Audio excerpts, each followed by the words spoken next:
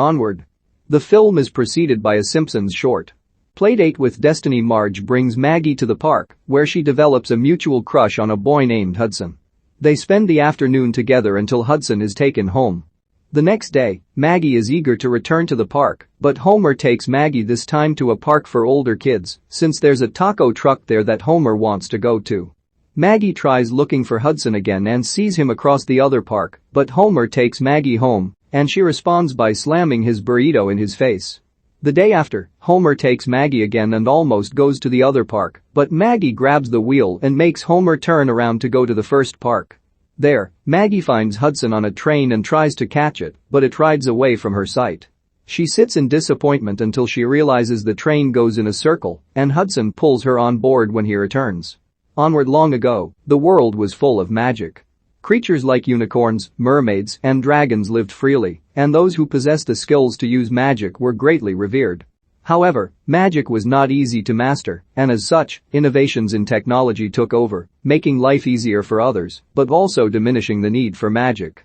In the modern city of New Mushroomton, an elf named Ian Lightfoot, Tom Holland, wakes up on his 16th birthday.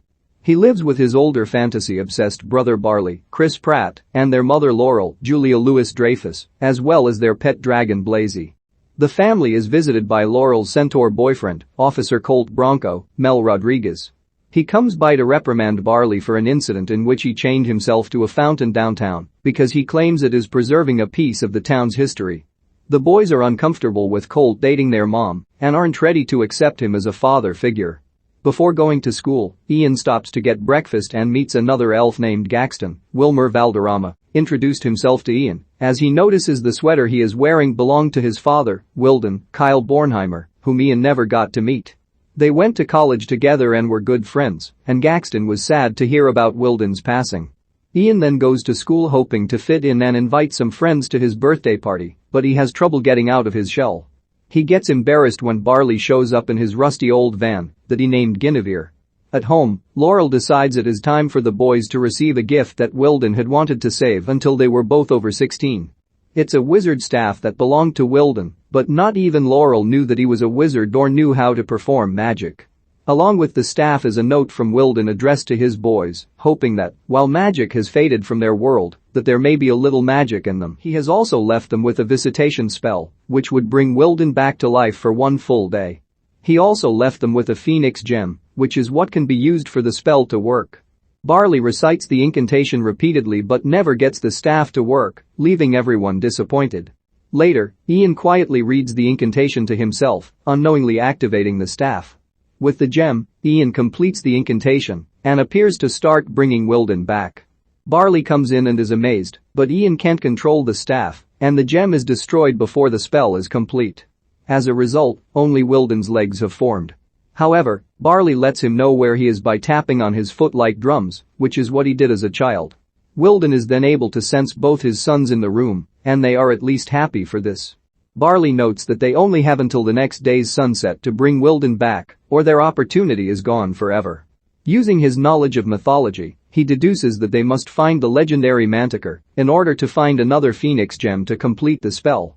Without telling Laurel to not freak her out, the boys ride Guinevere and head off on their quest, bringing Wilden along by putting a jacket and hat over his lower half to not freak people out. The brothers drive into town, where they come across the Manticore's tavern. Once a place for fearless warriors to gather, it has now become a family restaurant, with the Manticore herself, Corey, Octavia Spencer, being reduced to the put-upon manager. The boys ask her for help in finding the gem, but she has put her life of adventure behind her.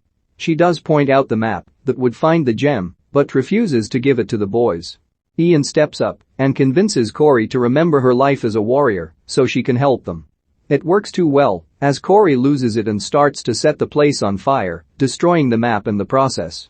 The boys get out before anything else happens, but Barley takes a kid's menu which does reveal that the Phoenix gem can be found in a location called Raven's Point. Laurel finds that the boys are gone, and she drives by the tavern after seeing first responders there. She overheard Corey mentioning 2 teenage elves, knowing she means her sons. Laurel sneaks Corey out of there so she can help find them, as Corey had failed to mention to the boys of a curse that will happen if they try to remove the gem from its resting place. Corey mentions that they need to find her old sword, Cursicrusher, in order to defeat the beast that will awaken to protect the gem. The boys run low on gas and must stop. Barley sees it as an opportunity for Ian to try out his magic by using the staff to grow the gas canister and the gas inside by extension. Ian tries it, but accidentally shrinks Barley. They walk into town to find a gas station, arriving at the same time as a group of aggressive biker sprites. After getting gas, Ian finds Barley trying to talk to the sprites' leader, Dewdrop, Grey Griffin, only to anger her and the others when bringing up how sprites used to fly. It gets worse when Wilden accidentally knocks over their bikes. The boys must flee, with Ian being forced to drive the van despite not knowing how to drive. The sprites chase after them on the parkway with their bikes, even making their way into the van to attack, but the boys manage to shake them off and get away from them as they head back onto the road for their quest. After Barley grows back to a normal size, the boys have a moment where they dance with their father's legs, genuinely enjoying themselves. Later on, they are pulled over by officers Spectre, Lena Waithe, and Gore, Wong. In order to fool them, the boys conjure a spell to disguise them as Colt, but it only works as long as they are telling the truth. Ian acts as the front, while Barley is the legs. Ian manages to fool Spectre, despite almost revealing himself, but before he leaves, Gore asks Colt about how much of a handful it must be to be a stepfather toward the Lightfoots, but mostly in regards to Barley, whom Gore refers to as a screw-up. When Ian tries to deny feeling the same, one of his disguised limbs is revealed, letting Barley know that Ian does think of him as a screw-up.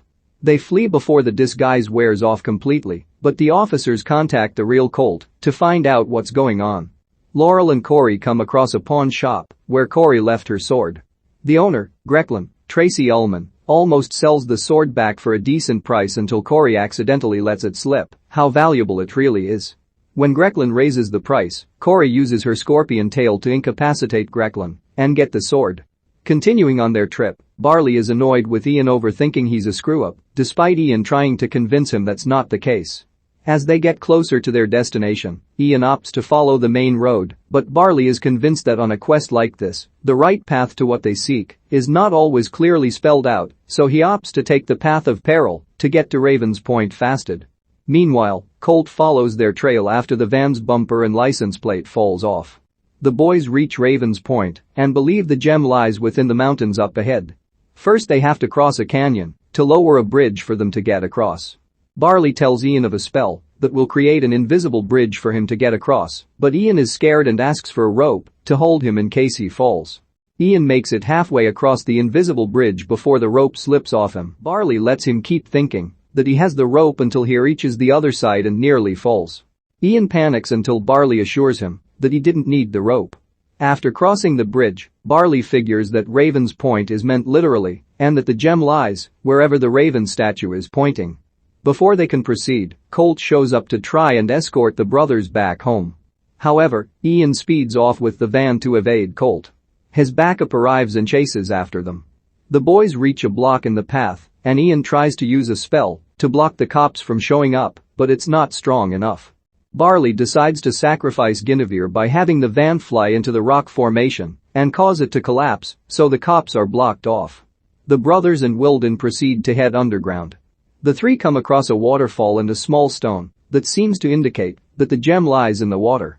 On their path, Ian grows a cheese doodle to use as a boat.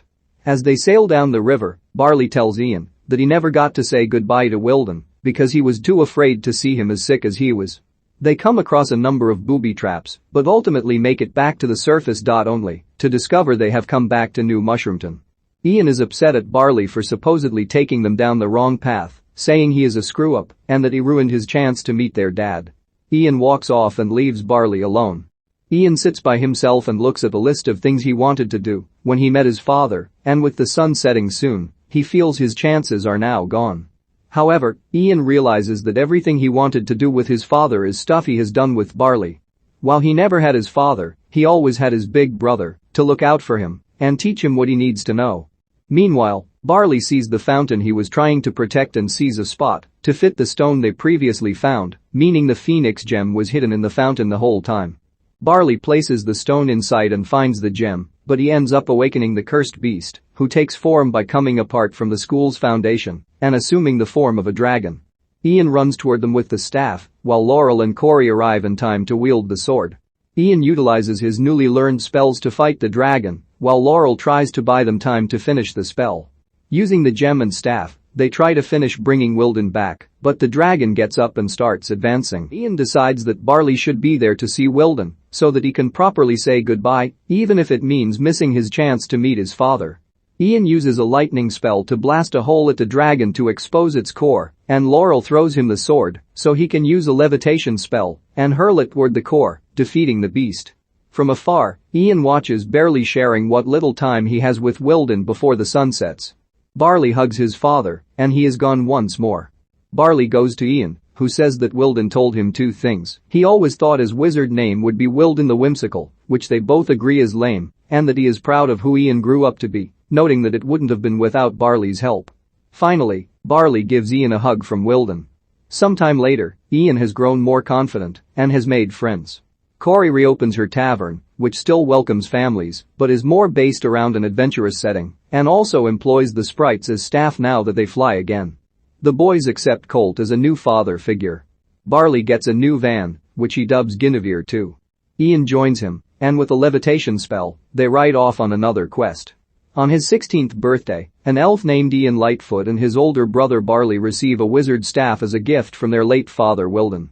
He left them an incantation and gem for a spell that would allow the boys to see their father for one full day. Ian turns out to possess his father's gift for magic, but when trying out the spell, he only manages to bring back Wilden's legs. Barley takes him on a quest to find another gem before the sun sets the next day, and they can never perform the spell again. The boys come across many characters on their journey, including the legendary Manticore, Corey, who joins their mother Laurel in finding them. They also spend whatever time they can with their dad, even if he's not fully there to enjoy it. Barley also teaches Ian a few spells he knows so that he can get a hang of the staff. After ending up back in their town, Ian blames Barley for leading them down the wrong path and ruining his chance to meet Wilden. However, it turns out Barley was right, and they do find the gem from where they were led, but it awakens a beast that protects the gem. Ian uses his spells to fight back, while Laurel and Corey use Corey's powerful sword. Ian sacrifices his chance to meet his father by letting Barley have the moment, since he never got to say goodbye to Wilden, and Ian had realized that Barley was there for all the things he wanted to do with his father. Ian finishes the spell for Barley and defeats the beast. He only watches Wilden from afar as Barley spends a few minutes with him, but Barley assures Ian that Wilden is proud of who they became. Ian becomes a more confident person and wizard, and his relationship with Barley has grown stronger from their journey.